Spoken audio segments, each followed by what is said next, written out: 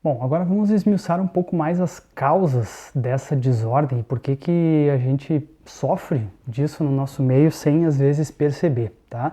Eu vou fazer um breve apanhado histórico aqui, né, do famoso voo da galinha, de como que a gente saiu de um ideal nobríssimo, de algo que a gente consiga explorar ao máximo nossa potencialidade como ser humano, né, como um ser sobrenatural, né, como que tem potências sobrenaturais, né? Sobretudo a partir do momento do batismo, não é? Quando a graça é infundida em nós, a graça santificante, enfim, não vou entrar em dados teológicos até porque não é da minha área de domínio, mas o mínimo a gente precisa entender. Então a gente tem essa potência sobrenatural, né, infundida em nós, mas parece que a gente vive como um bicho, né, que só busca o prazer e foge da dor, tá? Começou basicamente assim, em essência, lá no século XIII. Não, então o pessoal fala, porque a década de 60, a Revolução Sexual, isso aqui é fichinha, né? Começou lá no século XIII, né? Então ali por 1200 e alguma coisa, surgiu a figura das universidades. Então até então, né? E aí pega a tradição grega, a tradição romana, o acumulado disso, né? Se deu na civilização ocidental nossa agora, as pessoas buscavam a sabedoria, né? Elas buscavam a santidade. Quando veio, né, o catolicismo entrou na Europa, enfim, e foi a cultura dominante durante praticamente 10 séculos aí. O que acontece? Você tem ideal de vida sobre-humano, né? Você tem a sabedoria como o ideal maior. Então Aristóteles já fala, né, que a finalidade humana é a busca da verdade ou a contemplação da verdade. Teria muito tempo, precisaria de muito tempo para explicar isso, mas consciente disso apenas, né, que você tem todo esse potencial humano para ser atingido, e tem várias causas, tem várias consequências, mas esse é o ponto chave. E o cristianismo nos traz que o ideal é a santidade, ou seja, o amor máximo a Deus, né, que se dá pelo amor a Deus e amor ao próximo, enfim, e aí todo o desdobramento da doutrina cristã, que está completamente de acordo, por óbvio, com a natureza humana, certo? Então nós tínhamos esse ideal. Por conta da criação das universidades, os professores começaram não só a buscar sabedoria, mas também começaram a buscar o diploma, não é? E o diploma começou a ter um aspecto meio comercial, digamos assim. Então o professor não ia mais pelo amor ao saber, tanto pouco os alunos, mas sim porque aquele diploma abria portas, não é? Nada diferente do que acontece nos dias de hoje. Tá? Estou sendo muito simplista aqui, pessoal, porque o tempo é curto, eu quero que vocês coloquem na prática, mas é importante ter essa visão do todo. Depois surgiu o nominalismo, que começou-se a não mais acreditar-se que existe uma verdade absoluta, mas que as coisas são apenas nomeadas, e aí a referência é só ao nome, enfim.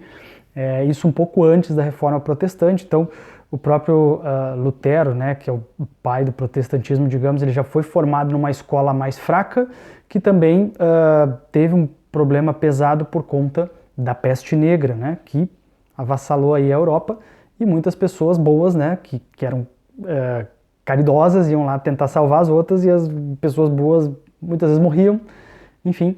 E aí começou-se uma decadência da educação, e aí formou-se muitos profissionais, não, meu nome ficou profissional, né, mas muitas pessoas, professores que não tinham um domínio tão aprofundado quanto os outros anteriores, e um deles, né, e aí também tem todo um curso, uma história que poderia ser feita, foi o Lutero, que entendeu algumas coisas meio erradas ali e fez o cisma com a igreja.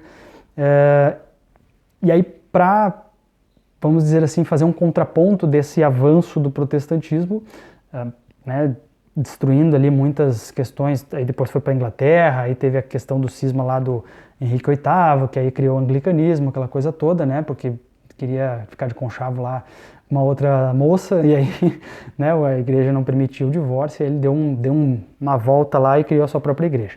E a partir daí começou-se cada um criar a sua própria igreja, né. E nesse contexto surgiu, por exemplo, os jesuítas, né, que inclusive foi quem desbravou aqui o nosso Brasil velho, né. Pegou lá um pessoal das cruzadas, né, antigos cruzados, a Legião de Cristo, lá, a Ordem de Cristo, enfim, foi para Portugal, aquela coisa toda, e aí desbravou o mundo, tanto para as Américas quanto para o Oriente. E nesse sentido, é claro que tinha ainda assim o ideal de santidade, mas assim, por uma questão, uma crise social, buscou-se, em primeiro lugar, formar bons cidadãos, né?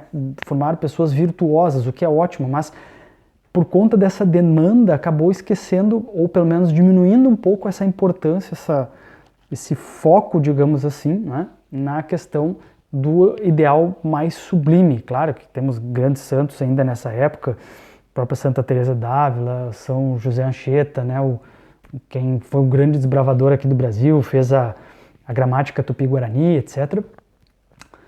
Mas, de modo geral, começou-se a ter um certo problema aí. Aí depois surgiu, né, o Descartes, aquela coisa toda, e foi indo, né? Aí veio o Iluminismo, e depois do Iluminismo começou a acelerar essa ladeira abaixo, veio a Revolução Industrial, não é? Que também acabou minando um pouco a dignidade do homem, né? Que tinha sua terra, que tinha sua família, começou a ser tratado como uma mão de obra apenas, como um recurso humano, não é?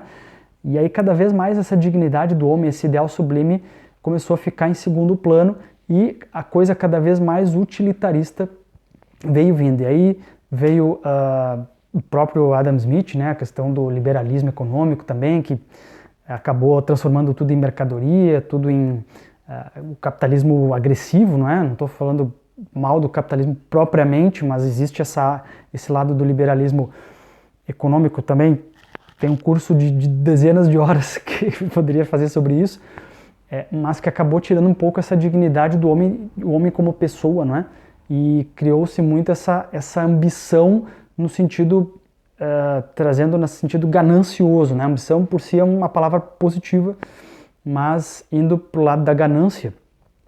E essa ganância, né, do ganhar pelo ganhar e passar por cima dos outros é um problema. E aí veio o marxismo, um pouco antes ali, Hegel, e aí, bom, vamos apagar o fogo com gasolina, né? E aí criou-se a teoria do comunismo, que acabou querendo resolver um problema real, né? A questão lá da população suburbana, aquela coisa toda. Bom, com uma solução terrível, né? Que vão passar a régua, comunismo, capital para todo mundo, né? Acabar com essa relação de patrão-empregado, aquela coisa toda. Também, né, varia todo um outro curso aqui. Mas para você ver que a coisa vem de muito antes, né? E as coisas foram se acumulando, né? Então o século XX veio recheado aí de guerras e teorias malucas, né? Fascismo, essa coisa, os vários ismos, né? Até culminar, então, na década de 60 com a Revolução Sexual, né? Que aí descambou a geral, então começou-se essa coisa... Enfim, não vou entrar em detalhes porque vocês já sabem muito bem. E chegamos aos dias de hoje, onde basicamente as pessoas não sabem mais para onde vão, não sabem mais qual é a finalidade última da vida, não sabem qual é o sentido da vida, não sabem o que estão fazendo aqui a não ser tentar ganhar dinheiro e salvar sua onça, né? Bom, qual é o meu propósito de vida, eu não sei, qual é a nossa potência máxima, eu também não sei. Então eu vou falar no próximo vídeo agora sobre a questão do ideal, trazer alguns traços importantes, mas reforçando e para fechar esse vídeo, eu quis trazer para vocês esse panorama bem geral, para vocês entenderem que o buraco é extremamente mais embaixo. Não é que vocês vão agora se debruçar em relação a isso, meu Deus, eu preciso entender toda essa história, né? Isso é um estudo de longo, né? Eu estou há 5, 6 anos estudando isso e tem muita coisa para conhecer ainda. Mas é importante saber esse panorama geral para a gente entender de onde nós saímos, desse ideal máximo de vida, que é o que eu vou falar um pouquinho mais detalhes na próxima aula, porque a gente precisa entender esse ideal para a gente poder ordenar as coisas, né? Então, se eu quero construir uma casa, eu preciso saber, bom, para casa eu preciso botar tijolo, eu preciso botar cimento, né? Eu não vou botar, eu quero construir uma casa, tá? Então eu vou trazer uma bicicleta, uma chave de fenda e grama e eu vou conseguir construir uma casa. Então, eu preciso saber o que eu quero construir, eu preciso saber quais são os materiais que eu vou utilizar e qual é o caminho que eu vou percorrer. Então, nesse ideal, é o que a gente vai desenhar um pouquinho melhor, vocês vão ter muito mais clareza de que, entendi, então eu tô tendo uma luta aqui interna, mas é uma luta justa, porque eu tô achando umas coisas meio sem sentido aqui, né? E aí a gente vai entender por conta do ideal. E também tirar grandes assim, as aspirações, né, grandes ansiedades, né, digamos assim, porque você coloca o centro do mundo, como eu falei lá no começo, né, do ciclo de ouro, essa coisa do passar, do tudo mais, por mais que tenha uma grande relevância, você vê que dentro de um ideal, ela acaba tendo um deslocamento importante, tá? Então, essa é a grande reflexão que eu gostaria que vocês tivessem. Coloque aqui nos comentários se isso vocês já sabiam disso ou não, isso era totalmente desconhecido, porque quando eu descobri esse tipo de coisa, realmente caiu umas escamas dos meus olhos, e aí eu consegui finalmente perceber o quanto das minhas dores e angústias se justificam, né, pelo fato da gente entender o quão torto o nosso mundo está e da onde que veio toda essa tortura, né, essa tortura, enfim. Tá bom, pessoal? Até amanhã, então.